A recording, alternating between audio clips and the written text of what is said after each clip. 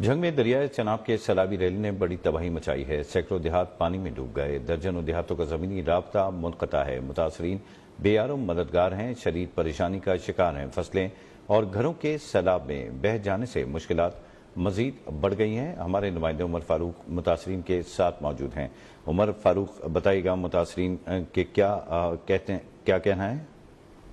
ہاں جی بالکل، جھنگ میں سیلاب کی تباہی سے نہ صرف لوگ بے گھر ہوئے ہیں بلکہ جانوروں کا چارہ بھی مکمل طور پر تباہ ہو گیا ہے۔ کھڑی فصلیں زیر آب آنے سے کسانوں کو شدید نقصان اٹھانا پڑ رہا ہے، جس کی وجہ سے ان کی پریشانی میں مزید اضافہ ہو گیا۔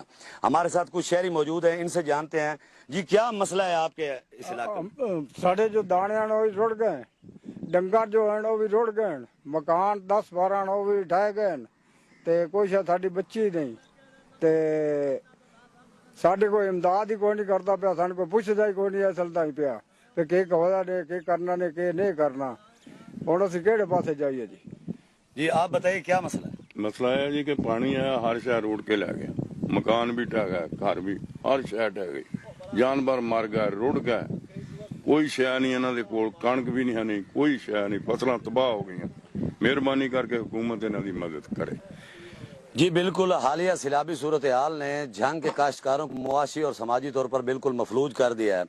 متاثرہ کسان حکومتی اور فلاحی اداروں کی فوری امداد کے منتظر ہیں تاکہ اپنے خاندانوں اور جانوروں کے لیے زندگی کا پہیہ دوبارہ چلا سکیں۔ جی شکریہ عمر فاروق، جھنگ سے اپڈیٹ کر رہے تھے آپ۔